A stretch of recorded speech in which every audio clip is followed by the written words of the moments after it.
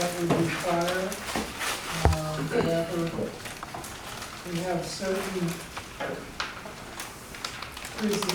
presentations, and we have certain other administrative matters that we can consider.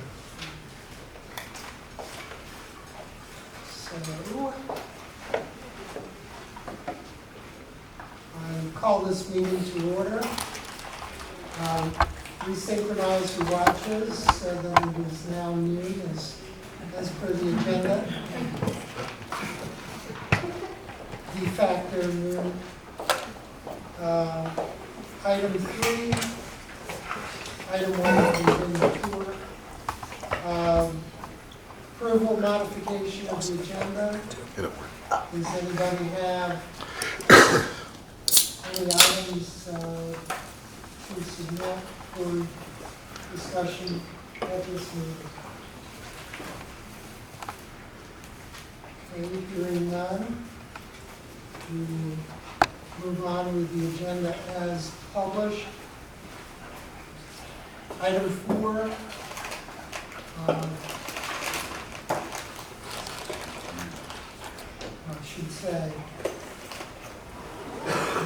So without objection, we will move on with the agenda as published. So public comments, we have no, Madam Executive Director, no submitted public comments. Is there anybody present today who wishes to make a public comment? Yes, sir. Yeah, hello everyone, I'm Travis Davidson, and I'd like to make the public comment that I strongly support bicycle, pedestrian, and active transportation initiatives that would work well with all of our other multimodal and transportation projects, and I hope that the committee will continue looking into how these new projects on our agenda can incorporate active transportation to those locations. Thank you, sir. And actually, I know you. I used to be a member of a couple of different bicycle groups, one of which is no longer active. So good to see you. Nice to see you as well, Mark. I did recognize you, so thank you for leading this group. My pleasure. Okay, so our summary minutes of the previous meeting held on April 14th are attached herewith.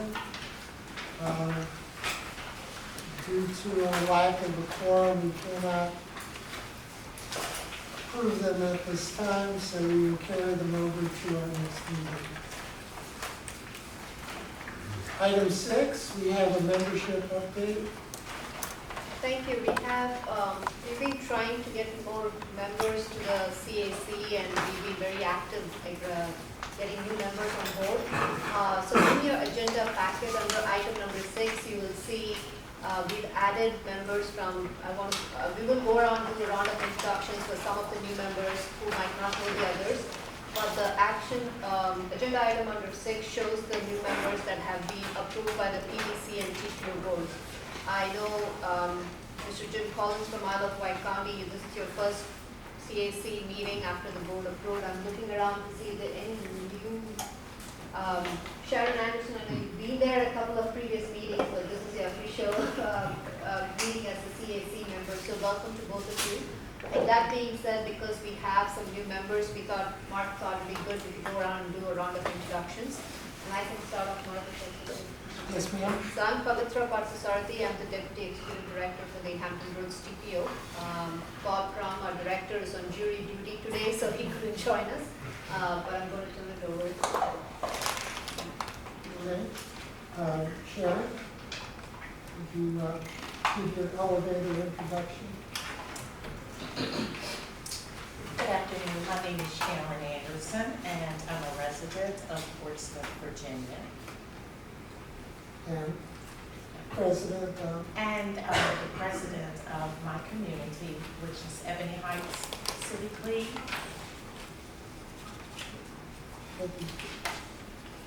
Christian? sorry, we're all going? Okay. Yes, because there are several new folks, I feel it's good to give a flavor of presenting. Okay, so Christian Strange, I represent Norfolk. I am also in my civic league in Norfolk, it's called Lake White First West, and I'm on the board of Hampton Roads Business Outreach. I'm Frank Petrucci. I'm from Newport News, about a mile from here, and real estate broker, and this is my second year. Shantae Howard Spence, I'm from Virginia Beach, Virginia, small business owner and law student.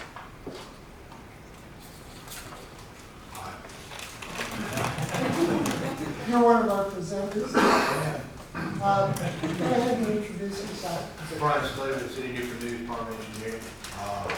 The TPO, I sit on CAC. It's been in it for 15 years. But I'll be talking about our train station today. Mike Giardino, Executive Director of Peninsula Airport Commission. I'll be presenting next, and I'm on the HRTPO as an ex officio member. Welcome. Good afternoon, I'm John Herbert. I'm the Senior Planner, HRPDC, and I'm here today to present on placemaking. Welcome. Kanama Bivens, I'm with the city of Suffolk. Nice to have you. I've seen your resume, it's very impressive. Anything else you'd like to say?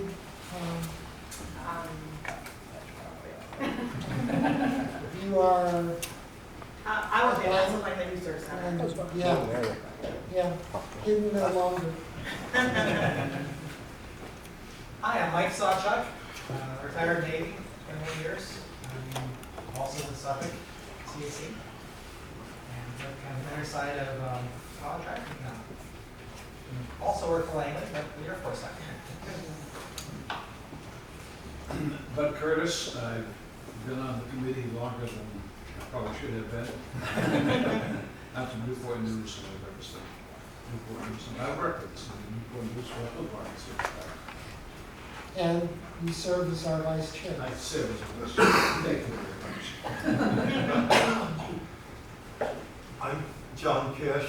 I'm from the city of Chesapeake, representing Chesapeake. I'm on the Chesapeake Redevelopment and Housing Authority. So from that aspect, I'm really interested in sidewalks and bike paths and the public transportation. And then from the planning side too, the efforts for low-income housing in this area. Jim Collins from representing Smithfield and also serve on the Isle of Wight Economic Development Board. Hello, everyone. This is my first time meeting you. I'm Travis Davidson. I'm here representing the Southampton Roads Trail Community Group. That trail will go from downtown Suffolk to the Virginia Beach oceanfront. It's a 41-mile trail concept. I'm also not here representing them, but I'm the advocacy director for Bike Norfolk, and I'm a board member on the Virginia Bike Federation Board of Directors. Mark and I met when I was an officer at Highway Bicycle Association. I was the vice president and president of the Bicycle Association. So you might notice a theme there. I live in Norfolk. Yes. Good afternoon, everybody. Name's Dustin Wallace. Also, along with Travis, first time here from representing Southampton Roads Trail. First time meeting everybody, names and faces. Good to see everybody. 15-year resident out of Hampton Roads area. Split my time between Norfolk and Virginia Beach. Navy reservist, as well as still Navy contractor. So, glad to be here. Yeah, thank you. Okay, Oh, I thought you were saying. Oh no, you just ignore me. I'm just here to make sure everything goes smooth. Oh. But I am Dimitri and I work for HRPDC, and you'll probably see me at all these meetings to make sure everything is running smooth. Okay, I'm Diana Howard. I'm the chair of the Virginia Beach Tea Party, secretary of my HOA, which is kind of like a civic league, more authority. I'm a retired Navy, so I spent half my career here, going from NOB to Dam Neck and back to NOB, and afterwards I worked for TFC Recycling, where I was in charge of the drivers that go around and pick up your trash and bring it to the port. And back and forth. So I got very interested in transportation, and I joined the Hampton Roads TPO, at the time Citizens Transportation Advisory Committee, which is now the Community Advisory Committee. And I am Mark Dubovich-Jutrovsky. I am your chair. By a quirk of fate, it turns out, because I discovered prior to our last meeting, I've been having so much of a good time on this board that I hadn't realized my initial term of 3 years had passed. So I made a frantic call to Mr. Crum and said, what we do now, can we, sorry. What do we do? Because you can be appointed for a second term under our bylaws, but it isn't automatic. So all the pieces fell into place. I was reappointed. The mayor of Portsmouth gave his approval. The boards of the HRTPO and PDC gave their approval. So I'm back with you.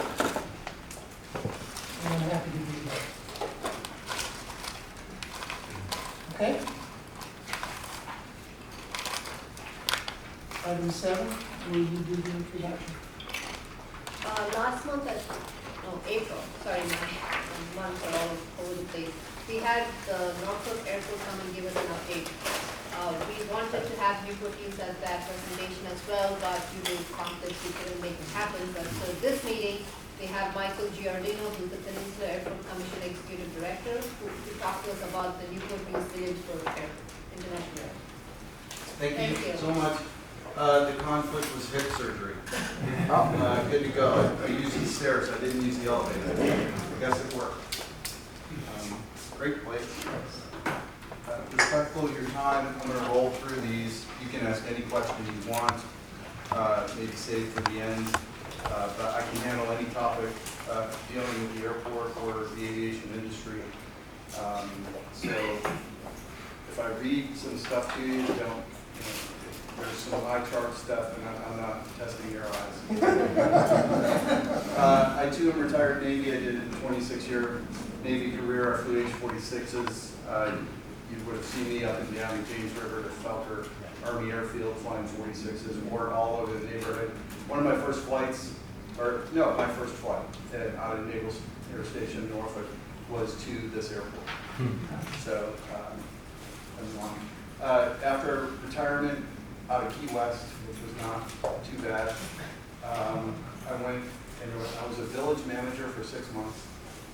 I really wanted to get into municipal government, and I did. But lo and behold, 6 months later, I was the airport director in my hometown of Rochester, New York. I did that gig for 5.5 years. It was too cold after being away for a quarter of a century and not dealing with winters. I moved here. And now I've been running this airport since late 2017. The Peninsula Airport Commission was established in 1946, carved out land out of former Camp Patrick Henry. That's why the call letters PHF, Patrick Henry Field. That's what the PHF belongs to. And the Peninsula Airport Commission has 6 members. Originally 2 from Warwick, 2 from Newport News, 2 from Hampton. But obviously the Newport News, the Warwick 2 went to Newport News some time ago. So we have 4 members from Newport News appointed by City Council and 2 from Hampton. So, expansion has been contemplated. We'd love to do it. It's in the statute. It once was Williamsburg, York County, and James City County were members until 1981. And we'd love to get them back. In comparison, and I know Steve Sterling was here, I read the minutes. Steve's a great guy. Robert Cohen, before him, has since retired. Great airport used to be my hometown airport because I lived in Norfolk and Virginia Beach during my Navy career. But they've got us beat. You can see 1.7 million enplanements. That's people getting on an aircraft. So you can double that if you wanted to do passengers annually, and Richmond's about the same. So very busy. Unfortunately for us, COVID hit, we were at 211,000 enplanements in 2019, but that 83,000 enplanements is about a rough average. I think we're going to hit for our fiscal year, which ends this month, 89,000 enplanements for this fiscal year. We lost Delta because the CARES Act allowed them to take money from the federal government and consolidate to Norfolk. A very unfair process. We fought it vehemently, and we lost. So Delta had great service out of the news, and they're not coming back. And I'll show you a slide later. We know air service is important for all of these reasons. It's good for business. We are a business airport, by the way. The federal government is very important to us. The military component, I just left a luggage carousel that was full of Marine Corps gear. So that airplane was obviously full of Marines. Tourism, conventions, et cetera, is very important. And for our residents to have the convenience of commercial air service 15 minutes, 20 minutes, even 30 minutes away instead of 1 hour or sometimes bridge tunnel traffic, a couple hours. We've all been there. What's our strategy at the airport? Fill seats. We have a goal of 85% of load factors, we call it. So far, so good. We know that when we're marketing aggressively and because of the high demand for air service, April we had 87% load factors, and May we had 85% load factors. That's with a reduction in seats, by the way. So we fill the seats, we get more seats, either larger equipment or more frequencies, and then we fill those, and we keep the cycle going, and that's what we're doing. When I got here, big push for me was not so much the ultra low-cost carriers, because to me, again, it was a business airport, so we needed to fulfill that business demand. And very important to get all the legacy carriers in here, including Southwest, who took AirTran out of our airport. Still working on it. It was very successful. We'll talk about that later. On one program hasn't come to fruition yet. Will. I know it will. And then we'll turn our attention to the ultra low costs because they actually do serve a purpose. They're doing very well right now during COVID because there's a lot of leisure travel. And they keep the price of a ticket down at your airport on average. So, and we got a lot of ways to do it. We got a lot of tools that we can use. I push the fact that we are a business airport, primarily federal government, and we use this. This is a Harumpha slide. By the way, we just put statistics. And what I want you to pay attention to is 57% of these folks, whether it's military, federal, and such, 57% of the bookings come off the peninsula, but they have to go to Richmond and Norfolk to go get the service. But most of the bookings are off the peninsula. So we look at a catchment area. Our catchment area here is in blue around PHF, and you can see Norfolk, and we've got some battleground territory with Norfolk and somewhat with Richmond. And we actually do pretty well competitively as far as filling seats and things like that. But you can see here it says 88%. We leak 88% of our traffic to the other airports because we don't have a service. And then seats per capita, well, you can see we have 0.5 or 50%, 0.5 seats per capita, where Richmond and Norfolk are 2 or 2.25 seats per capita. So it's a tough environment. But in Rochester, New York, by the way, I was squeezed in between Buffalo and Syracuse.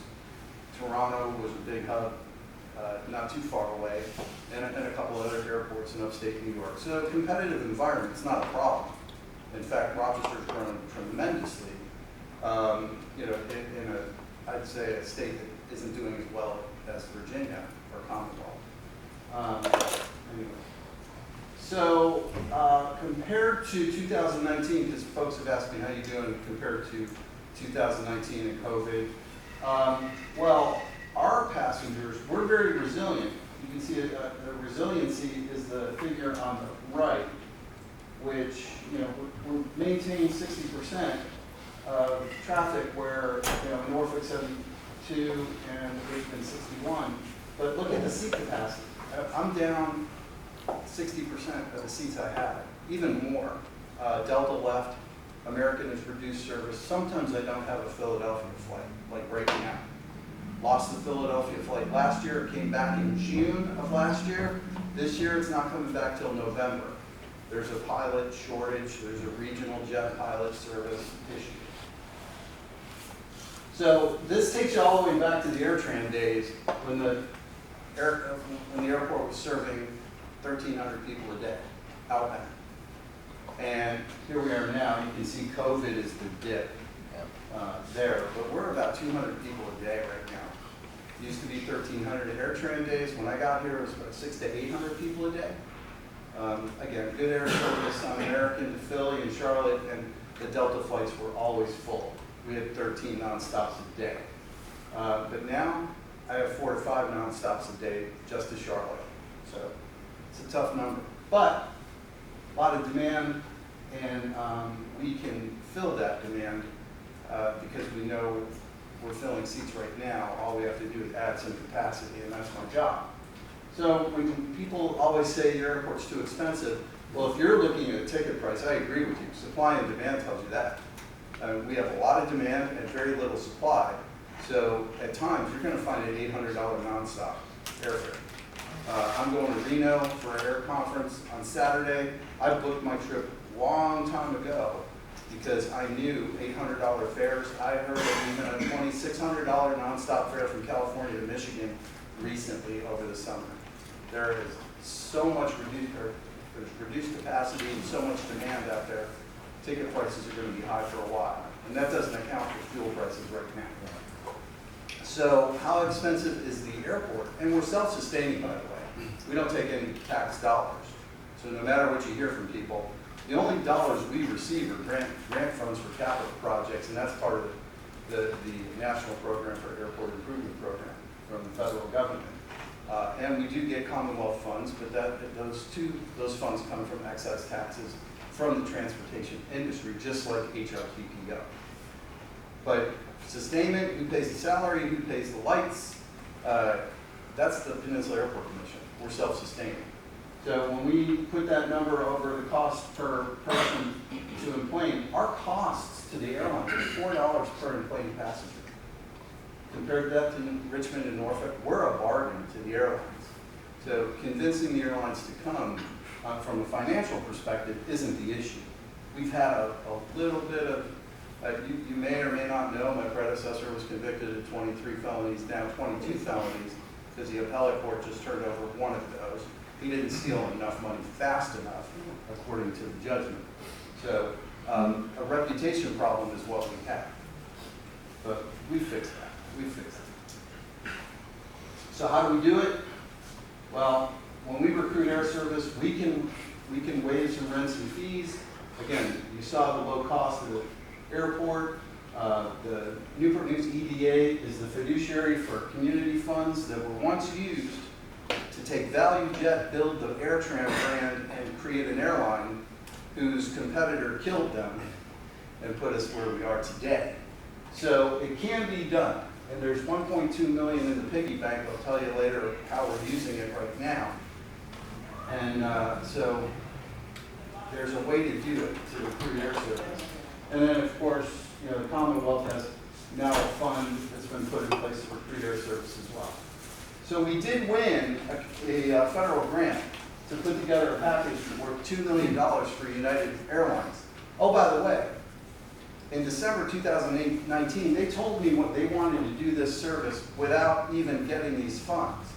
And we were going to start nonstop service to Dulles in June of 2020. I think everybody knows what happened in March of 2020. So this program is there, available. We executed the grant, but we're just waiting for United to fly the service.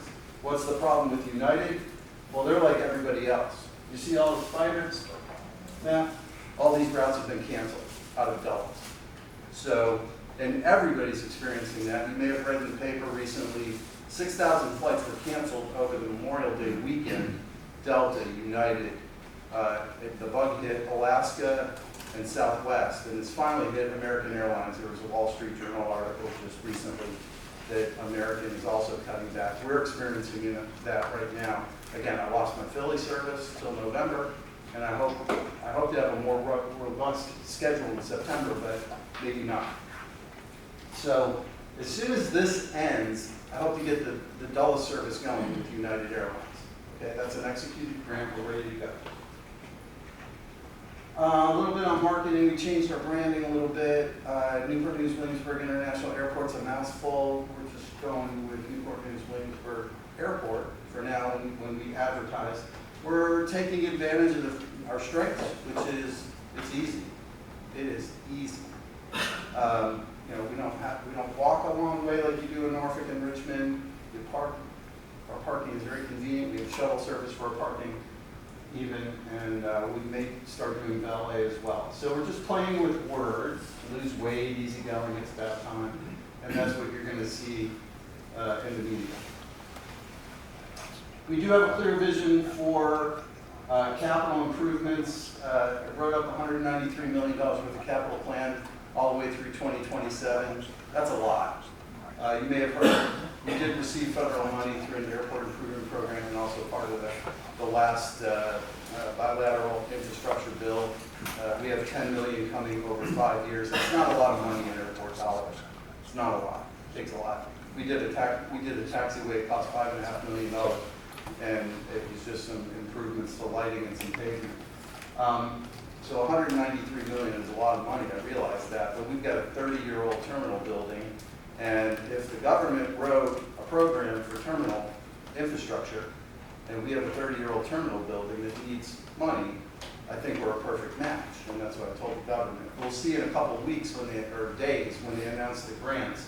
We asked for $10.5 million this year. That's in addition to that $10 million over 5 years. We'll see where we go. But we'd like to do some really cool things like that. Over the years, though, $38 million in capital improvements over a few years here, 6, 7 years, and stuff that's already funded that we can get done right now are restrooms, bridges, some incoming luggage carousels. The roof leaks. It does. You may have seen a bucket or two when you walk in when it rains. Those windows are awful. Roadways, parking lots. We've already installed a brand new parking revenue control system that's already done. Investment on the airport, had the largest private investment ever in the history of the airport. Broke ground in September. The governor came down, put a shovel in the ground. This is over $15 million, 200 jobs. It was also supported by the Virginia Economic Development Partnership and also the City of Newport News EDA. So great. Airie's been on the airport for a very long time, but now they're going to be here forever because we're putting $15 million into a brand new hangar facility. Connector 2, this was already proposed at one time, about 10 years ago, that why don't we find our way over to the new terminal? And I thought this would be a good segue. This photo, here's construction, and then there's the airport. It's not far. I mean, could you do light rail? Could you do a monorail? Sure, Disney does it. Other airports do it to their rental car facilities. But what I proposed, and I put in a federal grant, is let's do a proof of concept, maybe an electric bus or two, and maybe run through the shopping centers on the way to serve the community. It's a community project, but it's there to push the new terminal building and then the airport facility. That's it. I'm going to take a question.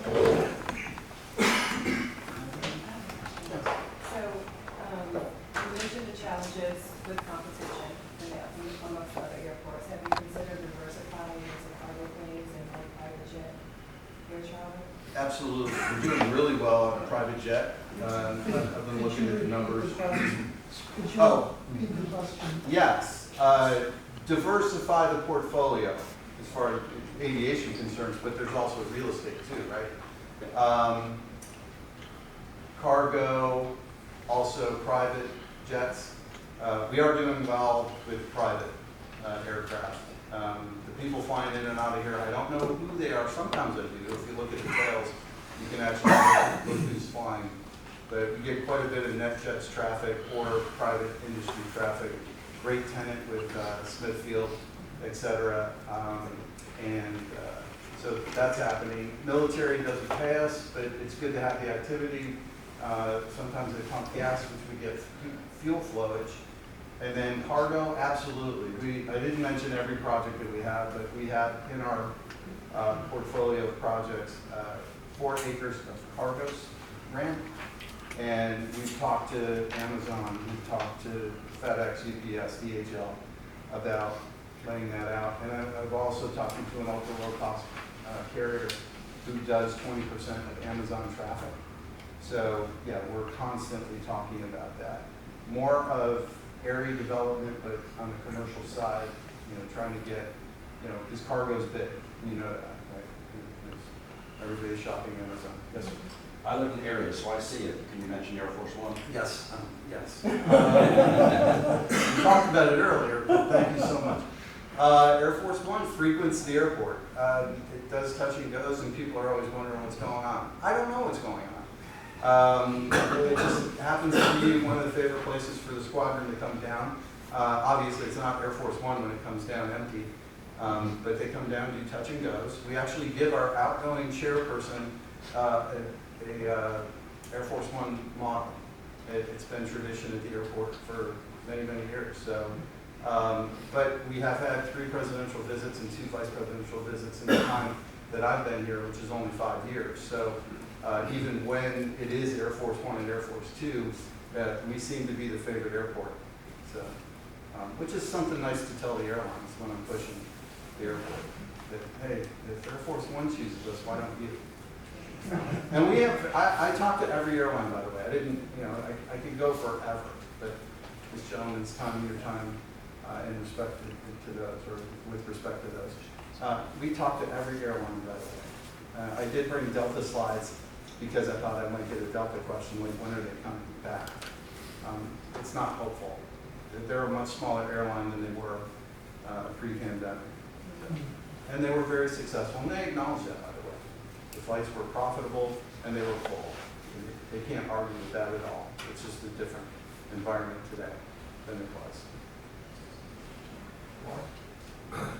Listen. If I may have a couple of questions. Yes. When I was young and living over here, used to have the twin engine jets go between Norfolk and Newport News Airport, in the morning and the afternoon. Passenger jets, United, Delta, whatever. Is that at all an option now? I think what's in the works, and we're working on it too, this is with the Commonwealth and any other private industry who wants to get into it, is the UAV concept, either or unmanned or electric. As we progress into different types of aircraft, whether they're manned or unmanned, that's the thought. And so we're exploring that. I have to, it can happen. I think you're going to see it happen, maybe not in our community first, but we're going to see stuff happen around 2025 in the future where there is exactly what you said, but I think it's going to be with different propulsion. I think it's going to be electric. Okay. Yeah. And short haul. Right. That's what they were. They flew real low. So anyway, I was seeing going to work. The other question is, we're doing a lot of work on Route 64 now, Interstate 64. And we're going to have these restricted lanes that are open for buses that would basically go between your airport and Norfolk.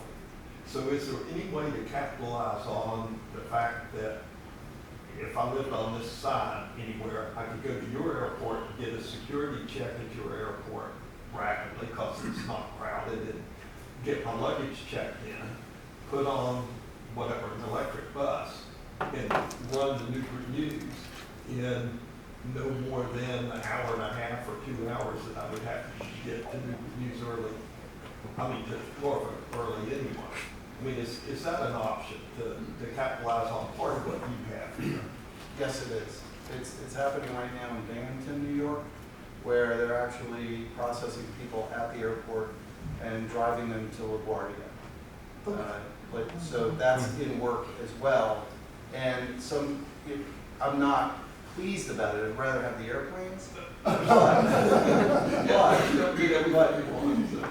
my marketing guy, who's fabulous, by the way, he said, yeah, but Mike, you're going to get the parking, which is very important. Our revenue sources, by the way, and I didn't give you the whole Rotary speech, but our revenue sources to pay my salary, to pay the lights and utilities are parking, car rentals, obviously what the airlines pay us, but it's primarily parking and car rentals that are our revenue sources.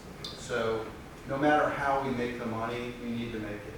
And yeah, I wouldn't be happy about it, but again, I'll participate in the program. Well, and of course, the other thing is, if I went to your airport 4 times for this transportation, I might, the 5th time, find an airline out of, your airport that would take me, where I wanted to go, and, because now I'm going there instead of, don't even think about yours. I always go to Norfolk. Right, and that's the idea, is to reintroduce you back to this place, which we again think is a better product for you. We just don't have the air service right now. But if you help us by flying out of our airport, we'll get that service going. And I'm having very, very good conversation. Again, United was going to start in mid-2020. And it's just a sad thing. And then again, the federal government let Delta walk out the door. And that too is a sad story. We would have had 3 times the service we had when I got here. Well, not 3 times. I'm sorry. We would have had 13 times 3, but let's see, maybe 30% more than we had when I got here. So, I'm running long. Yes, sir. I'm not preempting anybody else. So you mentioned the possibility of a shuttle bus service, possibly electric, from the terminals that went past the shopping centers. Are you in conversation with Hampton Roads Transit about a collaboration on that? Yes, William and I talk frequently enough. We participate in certain events. Right now, I mean, they had to drop service to the airport just because it didn't have ridership. So that's part of why we did what we did. This is the second time we've submitted this grant project because we have employees who don't drive, can't drive, and still have to get to the airport, and then maybe customers too. So we're in, we talk all the time. Obviously, he has his challenges as well. So I understand those. And I'll partner with anyone. Obviously, we talk to the city of Newport News and York County, which is where we are all the time. Any other questions? I have one last question. So I used to travel a lot when I worked for corporate America. So what type of experience would the traveler receive using your airport? I mean, I didn't hear you say anything like concessions, food service, any amenities to draw those customers and improve the experience. Right. So I said what we do best, and what we do best is speed and ease. And Norfolk and Richmond can be. Now, I ran the Greater Rochester International Airport, which is the size of Richmond and Norfolk. So I understand the concession business and whatnot. Oh, by the way, concessions don't make the airport a whole lot of money. It's more of a convenience for the passengers. So you're spot on. What can we do? Well, we do have our own restaurant bar, which, contrary to my belief, airports should do. I would not recommend the airport running a restaurant, but I've been here 5 years. If I had the staff and also the facility and how we do it, and if I had it in Rochester and so on, I'd say the airport should do it because we do it very well. Right, obviously with 200 people getting on an airplane every day, we have to tailor that because I can't provide a full menu. I have a full bar, but not a full menu because we'd be throwing food away. But our product is good and our people are very friendly. Speed, friendly, easy, 15 minutes from your home. That's what we're selling right now. As things progress and we add service back up to that 1,500 people a day number, yeah, we'll put every concession, and I'll stake my record on it because we won 14 awards in Rochester for the passenger experience. You know, as things progress, but at 200 people a day, we're just going to concentrate on park your car, take your time, only walk a couple hundred feet, not almost a mile like in Norfolk.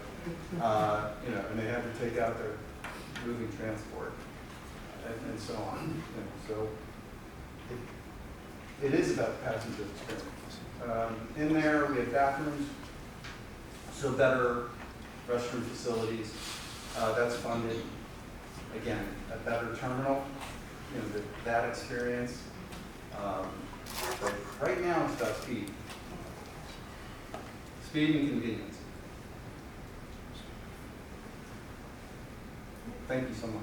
Thank you so much. Sure. I'm sorry, I apologize for being late. American Springfield from VDOT. I noticed in the agenda item you did say that you were looking at $193 million in infrastructure improvements. So that's beyond shuttle connections to the new facility. It is some other improvement, is it roadway? Or? Primarily terminal, because Okay. the portion of the bilateral infrastructure bill that put money into airport terminals, $5 billion. Okay. You know, that's our focus. Our focus, the terminal is 30 years old, and it needs a lot of help, both inside and out. And what I mean inside is stuff behind the walls that you don't see, or the roof that you don't see.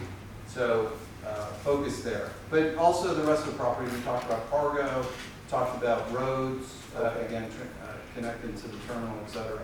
But, you know, $193 million, I know, is very aggressive, but we have to identify the needs. Okay. So, thank you so much. Thank you so much.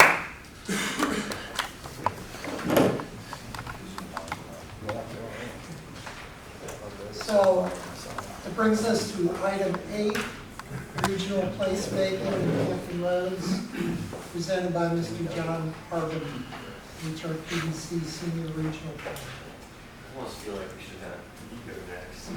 Segment. I tried. Yeah. If anybody wants a card, I have to go, but thank you so much. I do have a card, so if anyone wants one. You can give it to me, I'll hand it out. If you want great. it.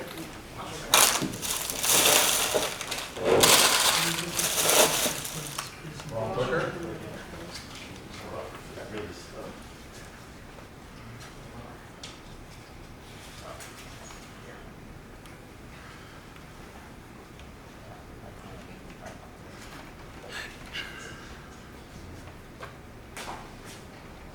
That's the first one. John, Alright. this takes a while to load, even on my computer. Okay. Because the slides take a while to load. Okay. Hopefully this works. Well, good afternoon, everyone. Again, my name is John Harbin. I'm a senior planner with HRPDC. And I'm here to talk to you today about a little something different of a topic than I feel like is normally probably presented to you all. We're going to talk about placemaking, and specifically placemaking here at Hampton Roads, and if it can be done at a regional level. We started looking into this just only a couple of months ago, and we wanted to get it before you all early on in the process to get your feedback and kind of collect your thoughts on this topic before we move forward much. So hopefully this is a very short on presentation and heavy on your questions and input. So I thought I would first start out a little bit of a definition of what I'm talking about when I say placemaking. Hopefully it'll go to the next slide here.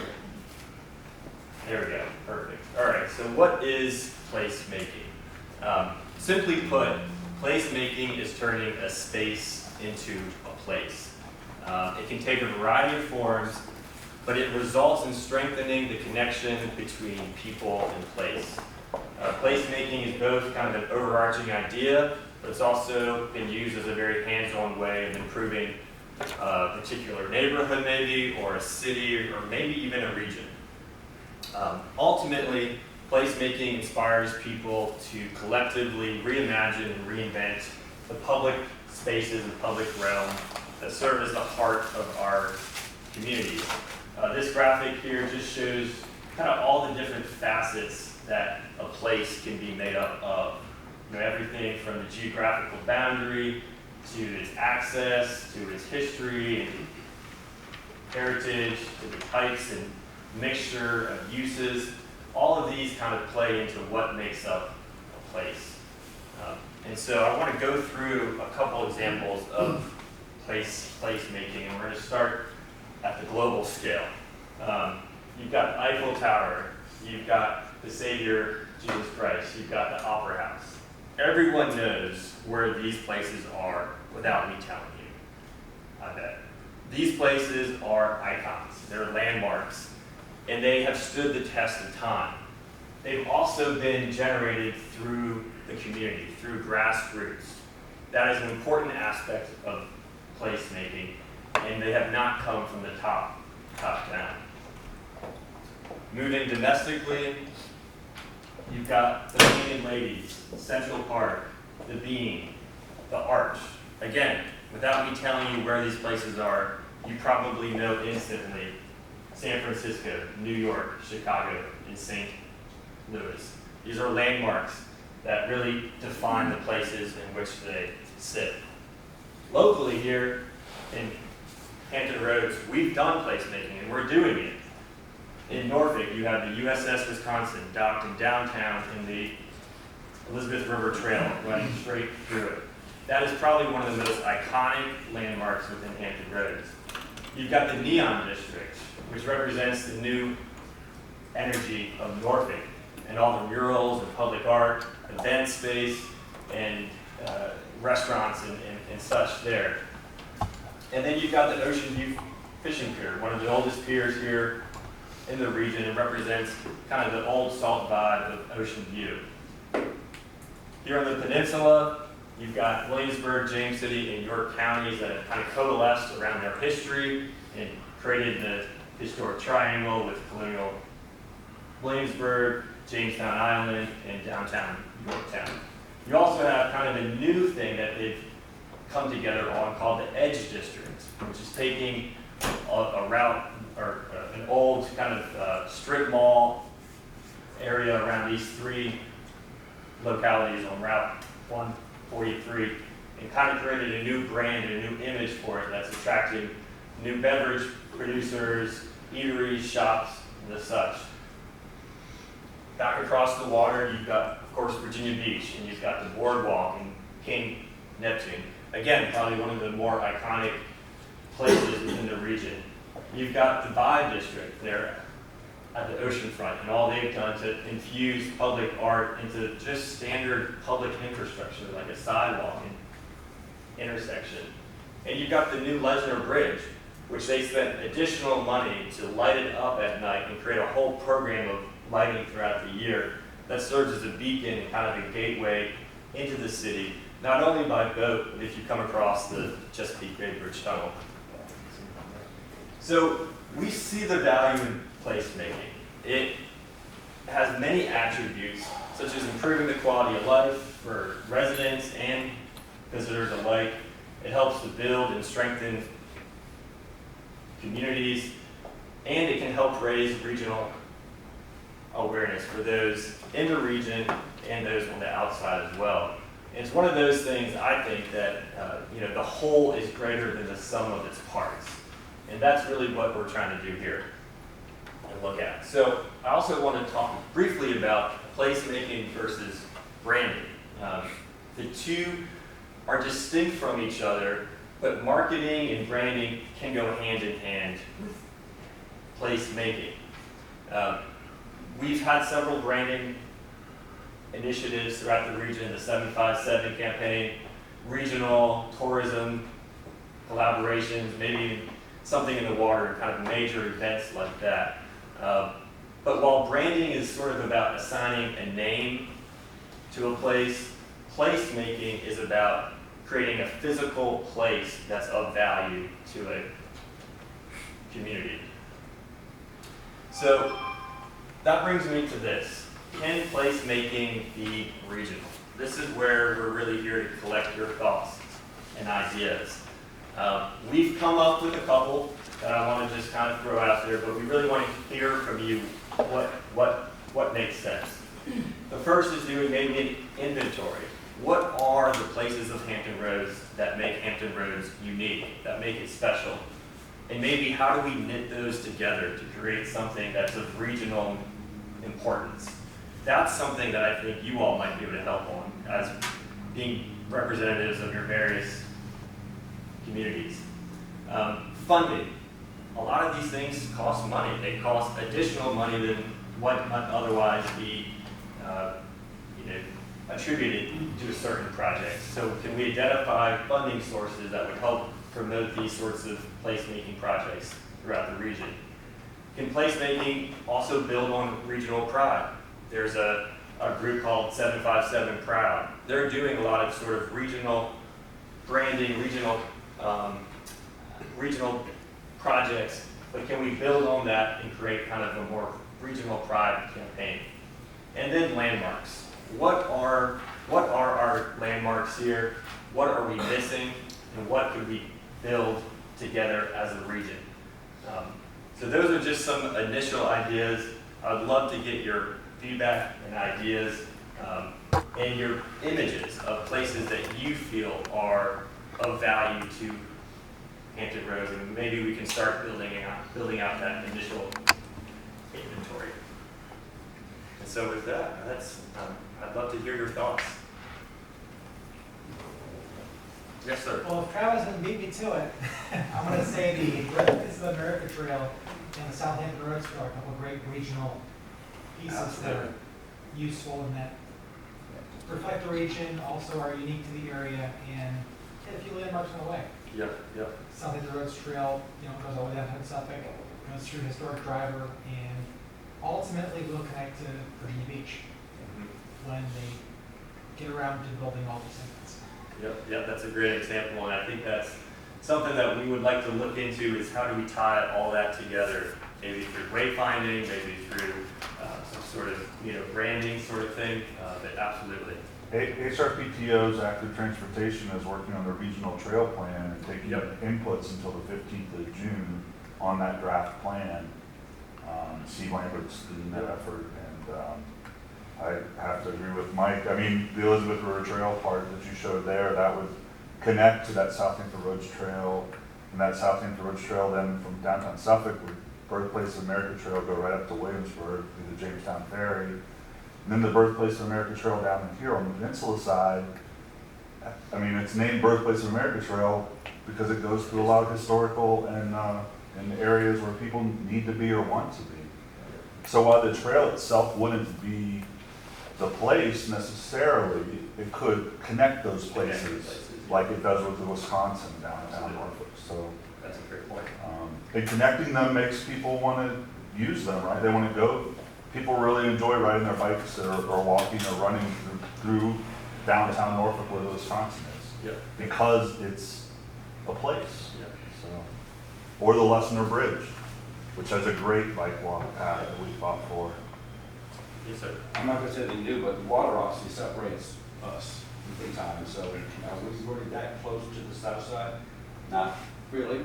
One good thing that's happened is the newspapers have combined. That's fine. I like that. Newspapers aren't what they were years ago when most people read them. Now people get their information from different places. But But you know, I read the paper, there's a bunch of high school sports teams on the south side, and I have no idea who they are. And I kind of skipped that part, and they have no idea who we are over here. But it's a start. We're getting, you know, we're all coming together maybe. But again, newspapers just don't have the influence that they used to years ago with all the other information out there.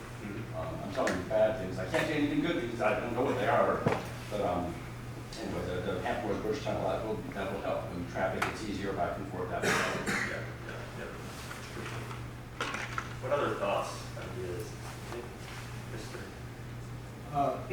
So it's funny, I'm from here. The inventory that you showed, I think of all of those things as regional things. You know, so when I've got somebody visiting, I think about the ships of Jamestown as much as I think about Neptune and everything in between. So I don't know. I feel like it is regional. Yeah. You know, all of those things are things that I consider to be part of my community because I live in Hampton Roads, and it goes from way over here to way over here. Yeah, yeah. I think that's a great point. They are, I mean, I think when I was saying these are icons, I saw a lot of heads nod, and I think they are representative of their region, but they've been, a lot of that has been done at a very local level. I mean, those cities and those counties, they have control over the public right of way and the land and such. So is there a way to think about that at more of a regional level, just knit it together to do something a little bit higher scale? That's kind of what we're exploring right now. And like I said, we're very much in the kind of initial phases of it. I saw a hand back there. This is kind of like a marketing thing, you know, like we had Virginia is for lovers. Just about everywhere you go, in every city, you'll see a love sign made out of something. Yeah. You know, like out in Pungo, it's made with farm equipment and hay bales. You know? Yeah, I mean, I think marketing and branding, they can work hand in hand with placemaking, but placemaking is more about the physical It's hard to thing, imagine space. one thing that connects us all, except for those bridges. You know, the Monitor Merrimack, the HRPT, the Chesapeake Bay Bridge Tunnel. No, I agree. Yeah.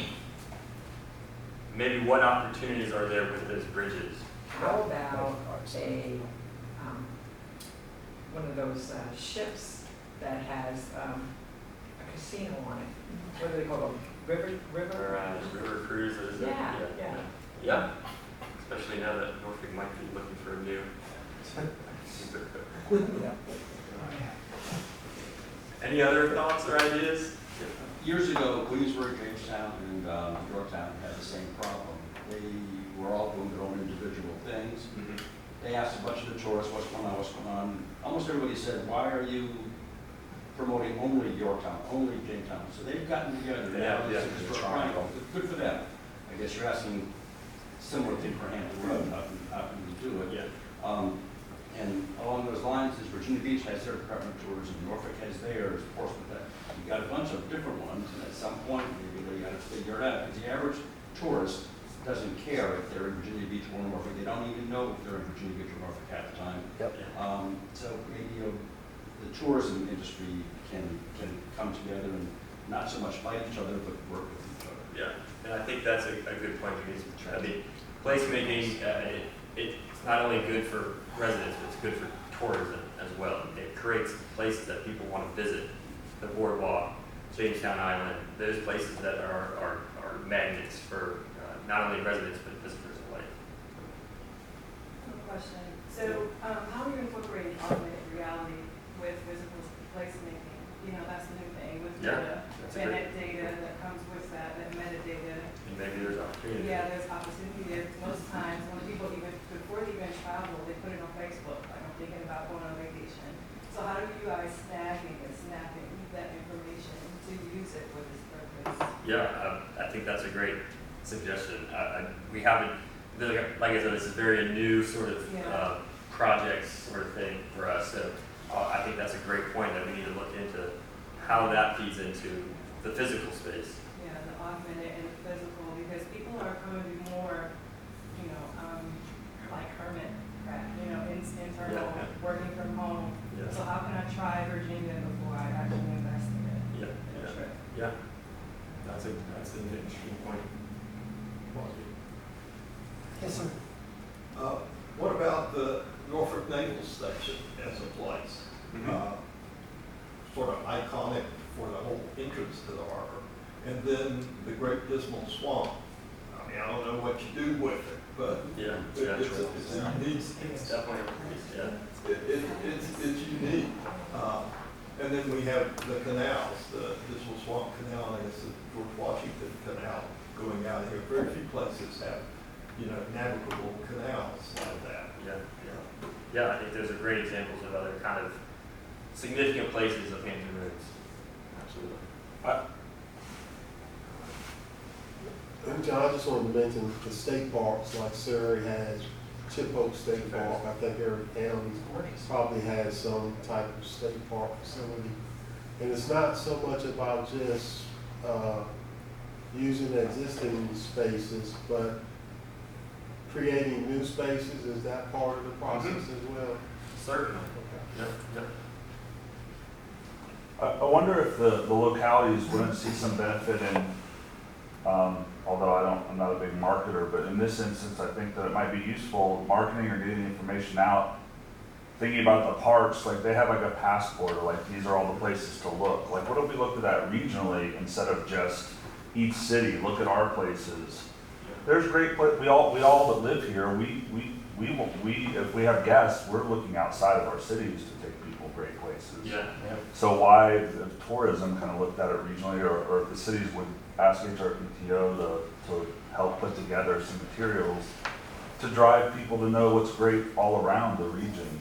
And then maybe, because I think you're kind of meaning like how do we start new projects for placemaking, but maybe that would help get to that direction or serve a purpose. Well, I think each city could have 10 places. They'd have to fight it out how they decide Top 10. how many they can advertise, right? I think that starts with the Inventory. what do we have right now? How do we bring it together into one place that people can find, and then maybe marketing that or using something with the tourism departments to leverage it. Yep.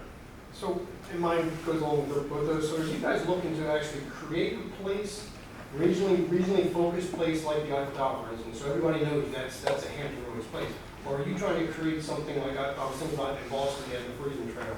Yeah. You get on, you walk the Freedom Trail, you go to different places all along there, but it's throughout all lower Boston or greater Boston. You go through it. I think anything is on the table right now. That's where we're at. So that's why we wanted to bring it to you. Yeah, your trail idea, Jim, was what I was thinking too, whether it's a physical trail or a conceptual trail. Yeah. You go hit the museum we're in now, and you go to the McCarthy Museum or Yeah. the Arts Museum in Norfolk, or you go to, like, it could be all these different trails, the art trail from the region, it could be the nature, I don't know. Yeah. Well, I would ask, like I said, if you think of these places, send them to us. Because, I'm one person, I need input from you all of where you think these places are, and we can start developing maybe that inventory as a first step, and then, take it from there and see how we can knit it together, and then how we can promote it maybe more regionally and create more of a sense of place around it. John, just one quick additional point. I know the committee recommended a TPO staff pulling something together.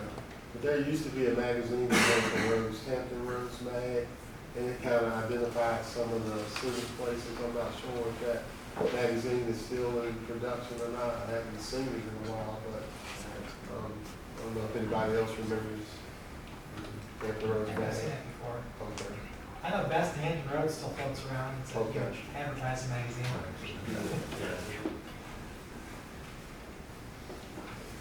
So, John, what I'm hearing is you'd like us to keep in contact. Do you have an email point of contact? Yeah, so I'll send it out after this meeting to everyone, so you have my email address and just that request of pictures, or just type it out. We'd love to hear from you. All right. Yep. All right, well, thank you, everyone. Thank you.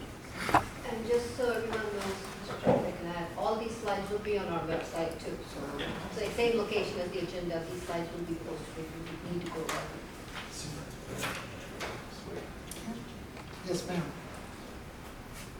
So that brings us to item 9, Newport News Multimodal Transportation Center update presented by Brian Stilley, Newport News Chief of Civil Design Engineering. I'll give you a little bit of a brief history lesson from the city and our rail service that really crafted how we ended up where we are and where we're headed.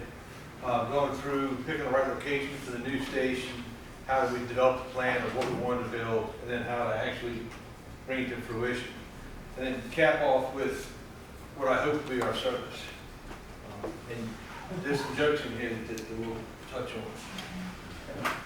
on. Was also, when I was asked to come and do this, I said, sure, I remember all that stuff. Then I had to go back through 10 years worth of PTSD, so if I get a little squirrely, don't worry. Newport News started, we were all the way down to Waterfront.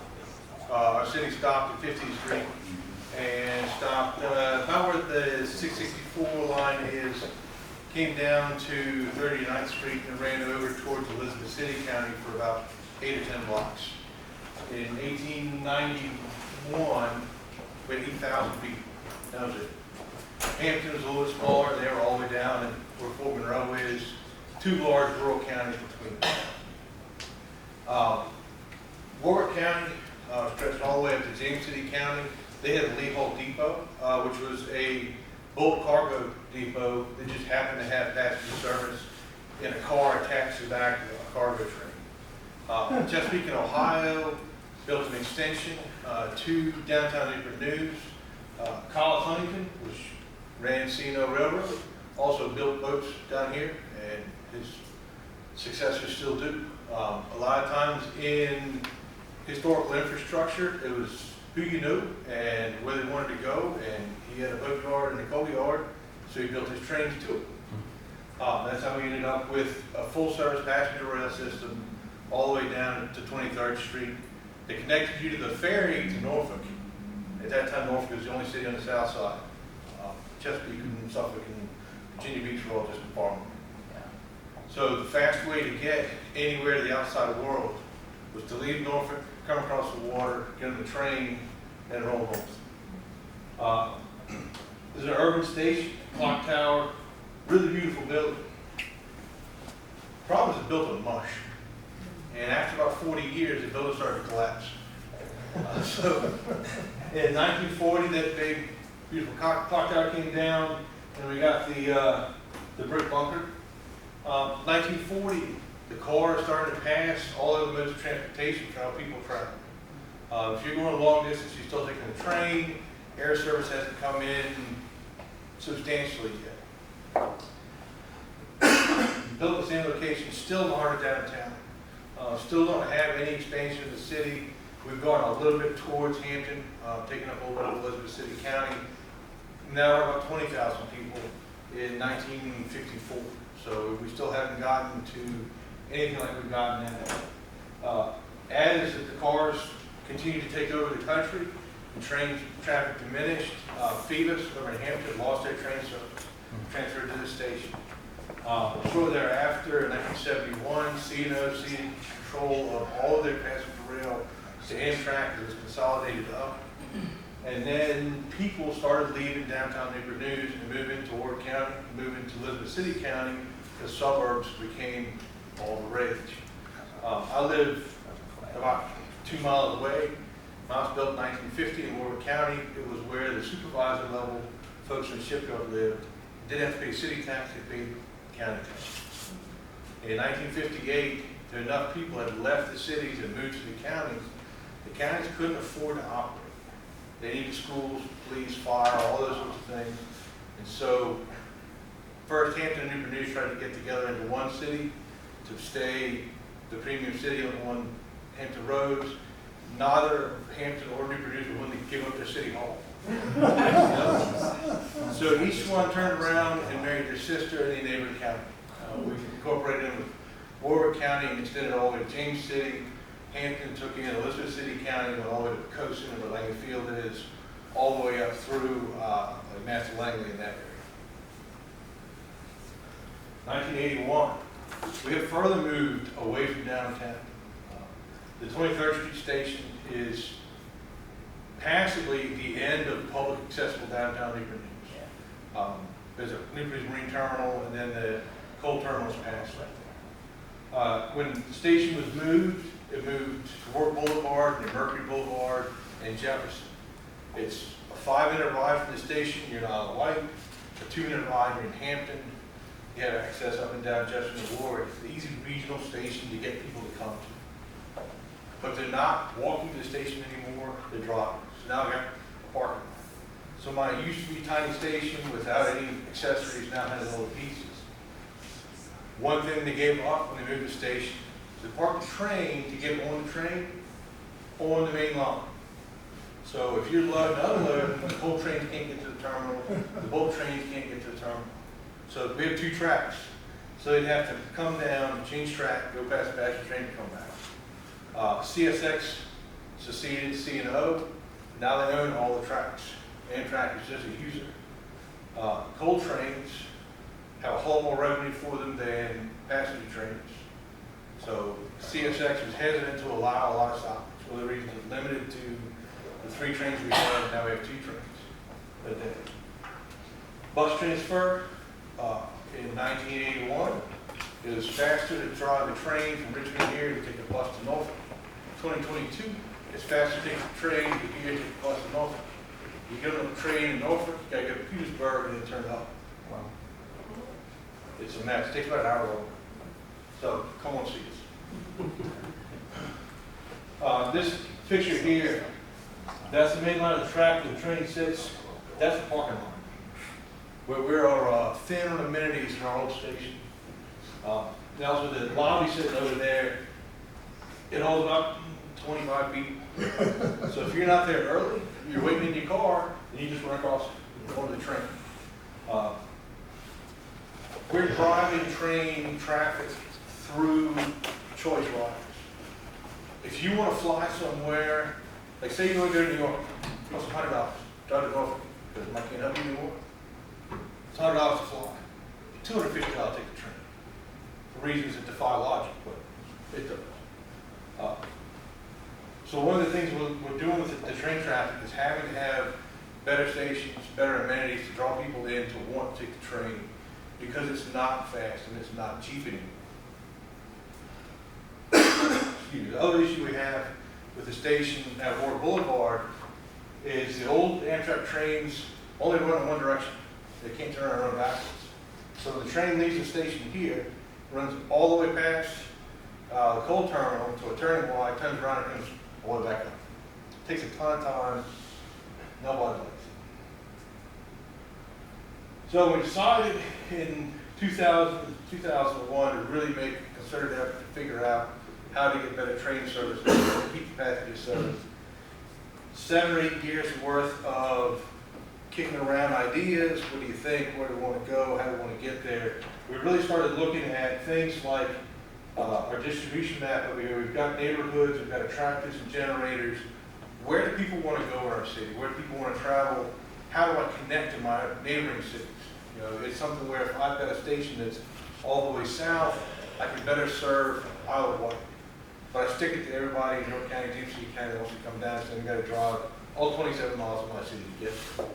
Also, you know, when I put a station in, it's going to have traffic coming to it. Do I have a location that's easily accessible to the interstate, to my urban road system, that ties well to my municipal bus service? Excuse me. Another big issue, where do I have a bunch of land? This takes a ton of space. And I can't really afford to go buy a bunch of land. So we need to have something that the city already has control of. And we played Goldilocks for a while and found one that wasn't too hot, wasn't too cold, and had all the pieces we need. The main portion of the site where it says NNTC site, that was a place where our public works department dumped dirt, especially wet dirt.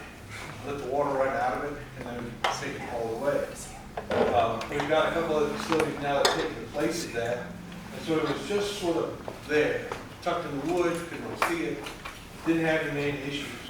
The piece farthest away from it is where the service station went. One of the things we're looking at with Amtrak going through is how do we check off enough of the boxes to make everybody happy that we're going to get what we need. This is also smack dab in the middle of my city, where everybody wants to be. We're struggling to get redevelopment in the south, struggling to get redevelopment in the north. Our great locations smack dab in the middle of everything else. Then we go into this, and anybody who's ever been part of a large bureaucratic organization knows that this is the seventh circle of hell. You get in all the stakeholders, all the people inside the city, what do we want, how do we want to get there, all of these things I have to have. I can't do it without any of those pieces. And then you get into the what do I want to have. And I really want to have transit-oriented development. That's where I've got all sorts of, you can live on the third floor of the building, and the restaurant's on the first floor, and your barber's around the corner, the train station's right there, and you can jump on it and light rail that everywhere. And it's great. And if I had $40, $50 billion, I could do it. So you get into right-sizing, bite-sizing pieces. You know, is it something that I can build this piece, reserve some land next to it, and it's the future if I get a private developer that's interested, or I get some other grant or something that I can build that I've already pre-staged to get there. The other thing, that 1981 building, it's a remnant of brutalist architecture. A lot of the buildings built in the early 70s through the early 80s, they're rectangles, they're block. They've got that, our city hall has this, it's a stucco with marble chips in it. And it looks like something that, you know, the ice queen would live in. They're not aesthetically pleasing buildings. So we wanted to get to building something that is the placemaking, and it has that attraction, that draw that people like to look at. Then we get into, we've got all these ideas on paper, we've gone to the design charrettes, we've gone to all our various stakeholders and sitting down saying, what do we want, how do we want? We start putting pen to paper. That allows us to see how it fits together, how it could possibly go, how it would interact. You know, if I'm taking a passenger bus, I need to get HRT to get there because I don't have a car, I don't have a license, whatever my situation is. How do I get the bus drop off from my community bus to tie to my regional bus? You know, I can't have you dropping off and walking half a mile across the airport to get from one to the other. It needs to be co-located. If I've got large development, I'll put a hotel, I'll put businesses that have parking needs, the parking garage structure need to go near to it. And you keep grinding on those until you figure out the best kind of scenarios for each. Then you get back to what can I afford, what can I get a permit for, you know, where are the wetlands, that sort of thing. And you end up with some situations, like I've got this repetitive water feature here, because the ground there is terrible. It cost us for the building. Put a water treatment facility for us, one more treatment facility there for pennies. We decide, we know, great, I want it, you want it. I think all these people want it. It's like having 6 brides, 4 wedding cakes in one shot. This causes gray hair. You get into DRPT love trains, they're going to help with what they can, but there's a limit to what they can bring to fruition because they don't have control over the people that operate the trains or the people that operate the tracks. They're sort of a go-between for all of us.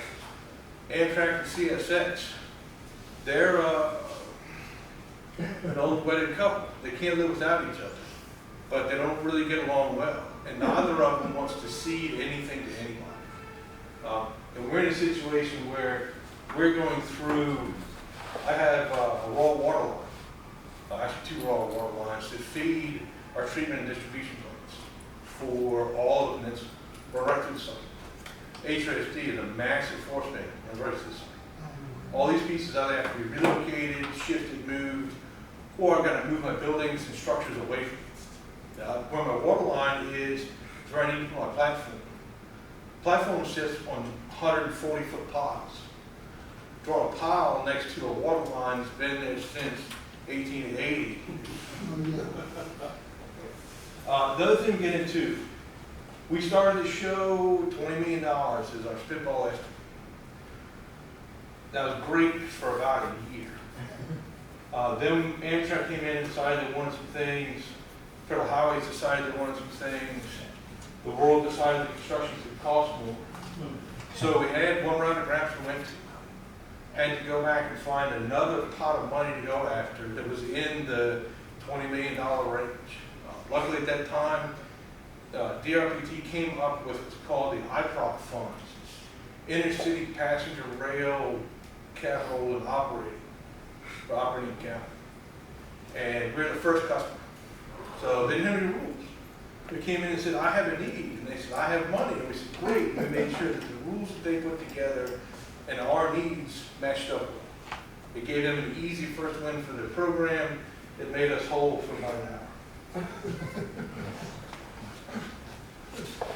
Then once we start work, I'm going to build a station. Great.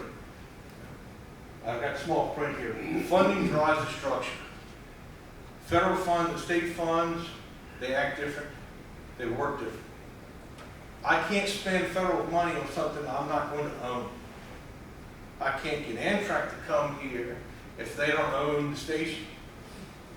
So then we get into the game of, I'm going to use state money to fund this piece, use federal money to fund this piece.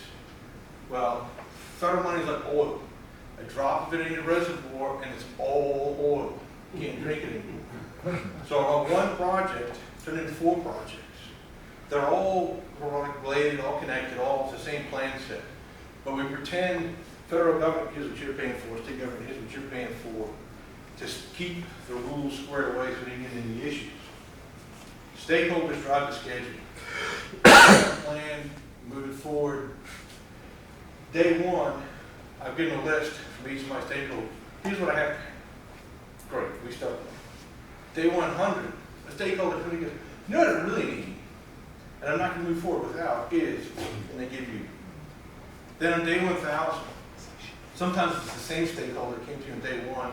Sometimes it's the guy that's come out of the woodwork says, hey, what you really need to do is design this thing backwards, because I can't live with what you've got. And but you can't do it without their approval. So you're back to chasing. For the funding for this, we've got RSTP, which is Regional Service Transportation money, federal money, CMAC, which is congestion mitigation and air quality, federal money, the IPROC money, DRPT, urban funds, which is state transportation dollars from 20 years ago that, Eric will take this part. When VDOT built the road out here at Warren Boulevard and widened it, they lost $6 million from the books. And the General Assembly came through in 2018 and said, we know there's money out there somewhere, find it. They found it, which was great because it helped us close the funding problem here. It was money that was earmarked for the city and we were able to use it to cover the funding gap.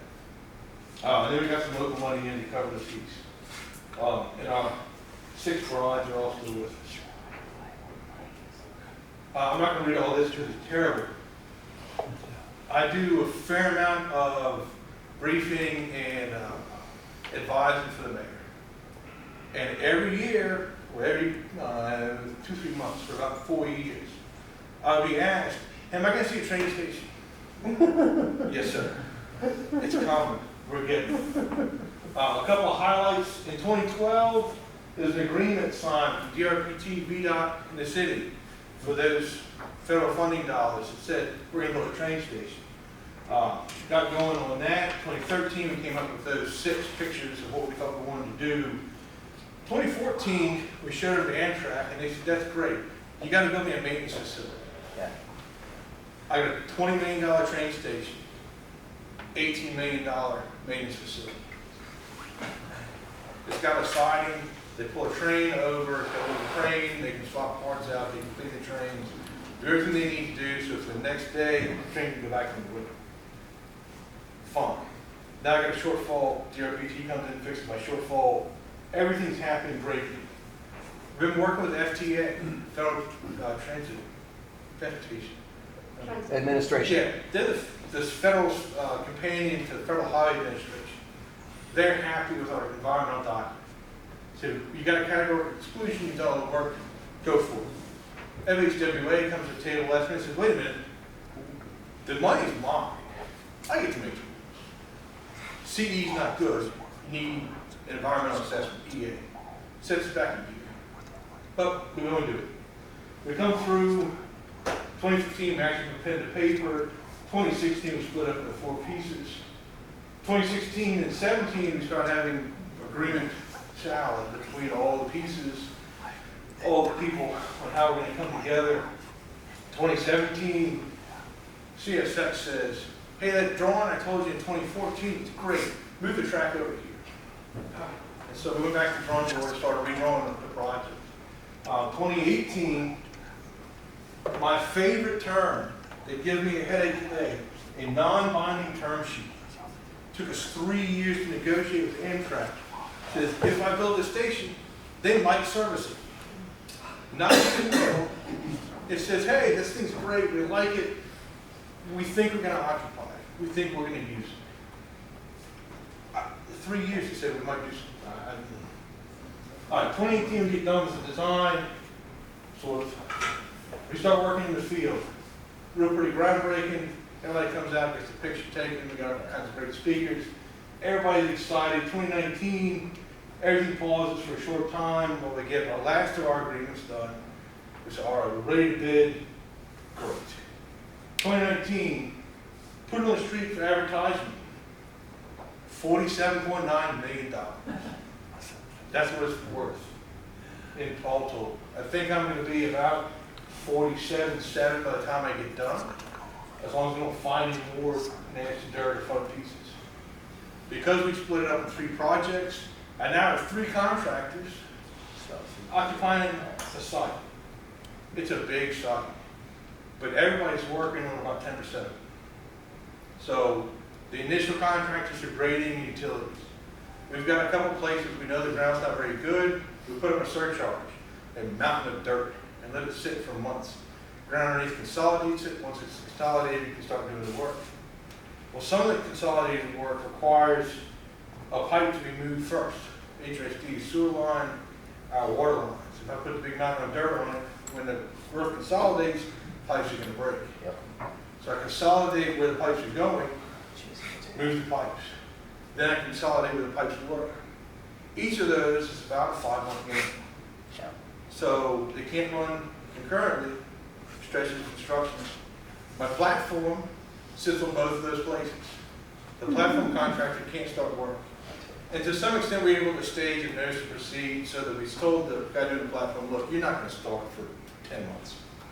You're under contract, you're great, your mobilization date's way out, we have to order your materials, get all your pieces together.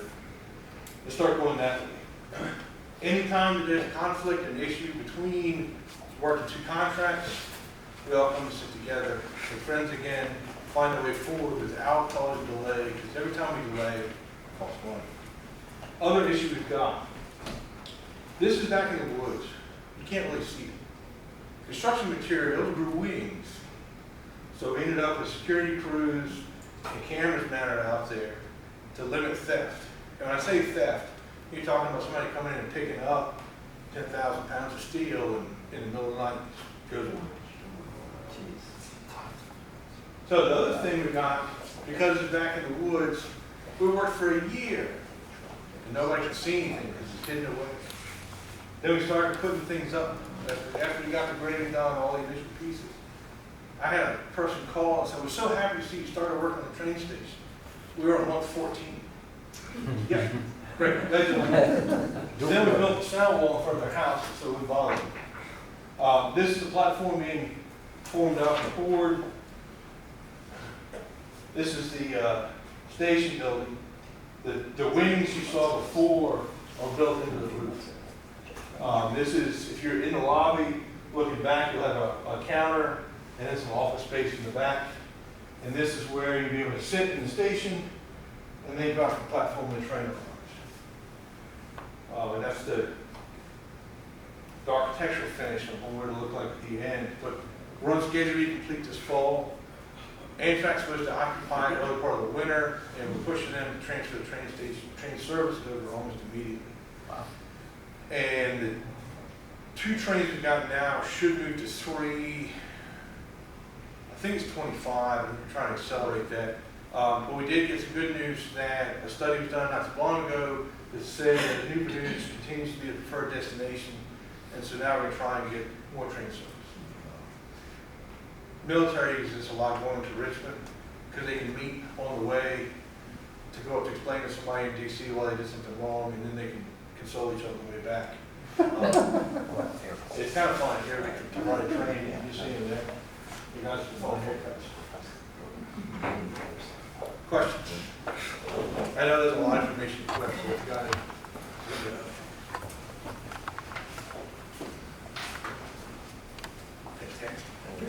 Sir.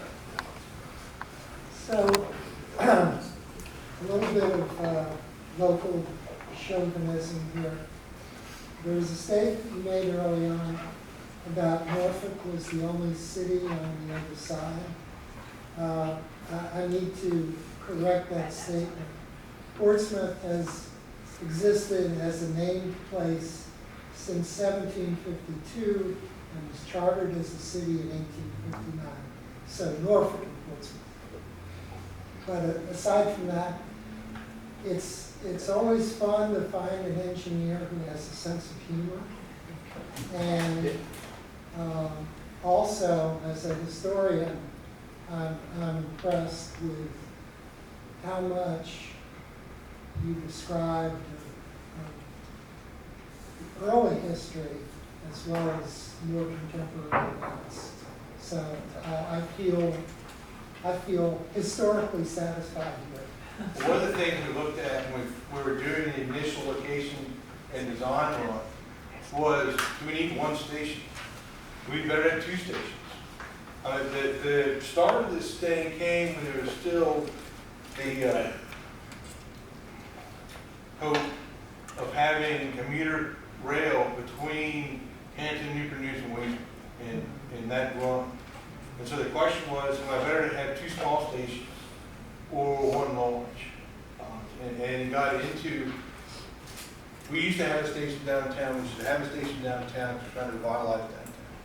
We had a station at Lee Hall, so it's a prime location to return there. And pulling emotion out of decisions is difficult. But when you get to this sort of thing, instead of spending $50 million, probably be in this 75 or 80 to build two independent facilities and not have the utility of having the stops be just a one.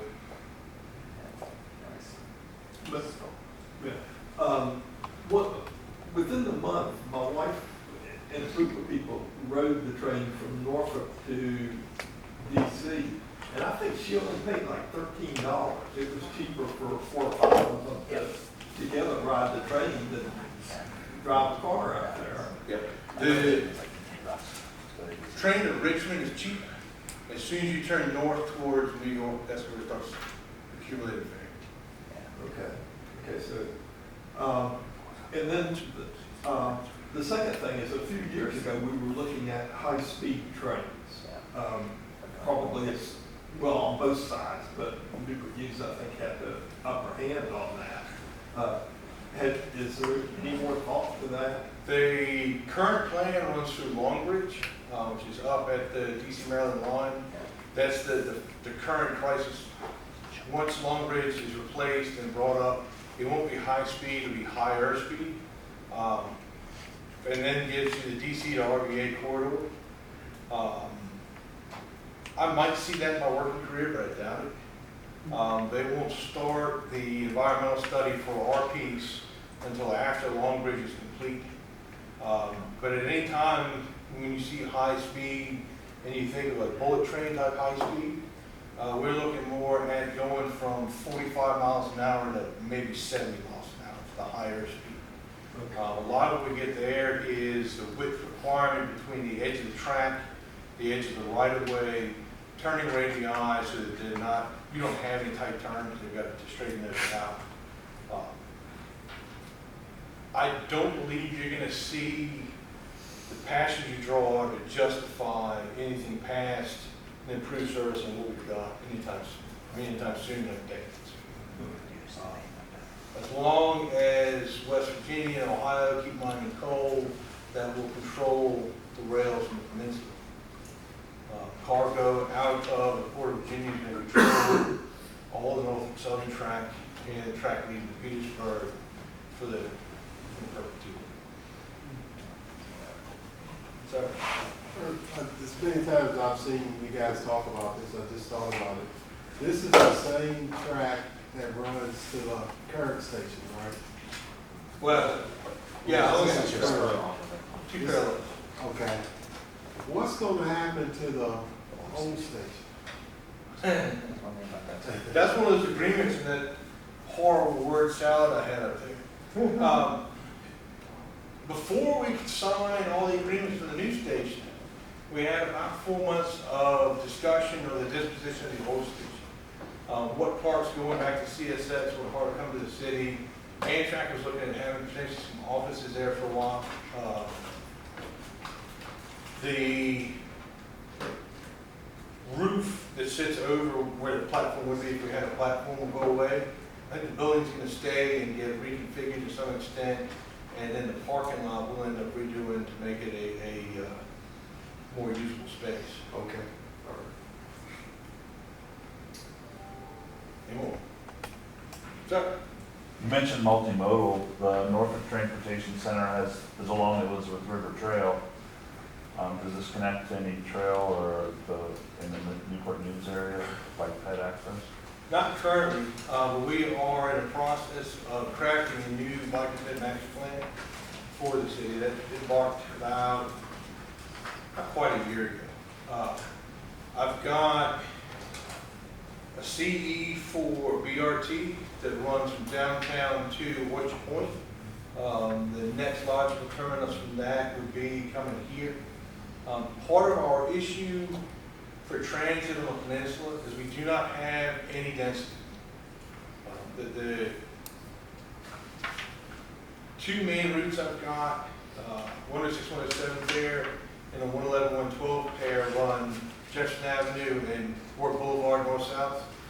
All day I get about 1,400 riders. Outside of the morning peak for my transit pen population getting to work, I get 2 people on a bus, maybe 4. We have a hard time justifying through council and to the taxpayers why we're paying $7 million a year right now in annual duty to operate HRT. Why would it worth going to 15 to 16 to run BRT plus the $150 to $250 million in capital improvements it would take to implement the system. Across the region, round numbers, you got 47% of the population travels from one city to another for work. It's starting to happen with regional planning for the buses, but currently each city pays their own bus service. And so my government is interested in their citizens, and the Hampton government is interested in their citizens. And the interplay between them is less than desirable. If we are able to implement BRT or some sort of commuter rail that runs on the line, you need to reconfigure your transit system to where you would have like a community loop. You know, I go 20 blocks in the circle and it feeds that main line and then it goes. For active transportation, I've got 2 6-lane arterials with 8-foot sidewalks running next to me. I ride a lot. I find paralleling routes to neighborhoods and small commercial areas just to avoid that stuff out there. Hadn't been a series of farm roads that turned into an urban system. We are 100% auto-centric. We're backfeeding some bicycle facilities. Actually, just on this side of Avenue of the Arts here, we have the Marion's Museum Trail, which is about 25 or 30 feet off the road and goes for about a mile, and then back to my sidewalk riding thing. So I think our next step in our evolution is going to be better marked bike routes that rely more on my collectors, my local streets, and then having better communications package where you've got like a QR code on the sign that says, this is Route 6, and here's everything on Route 6 that you might want to see, you might want to go to. For something like the trains, you can't walk to that station. You physically you can, but it's half a mile from the road. You're either riding your bike and taking your bike with you, leaving the bike rack, taking an Uber, that sort of thing, or driving and parking up on. You know, what we see a lot in Norfolk is people wanna go to DC and use their bike up there and load their bike in Norfolk and ride it up, ride to the station, get on, they're in DC, then we'll ride around to whatever meetings they're at, come back. So the same type of thing was what I was thinking of, more than the pedestrians, but the same trail usually works for both or whatever, hopefully, but. Yeah, a lot of our riders that we see in our city are more the recreational family style rider and less commuting rider. I believe because we don't have much of a grid network. You can't get from here downtown without taking some of the major routes.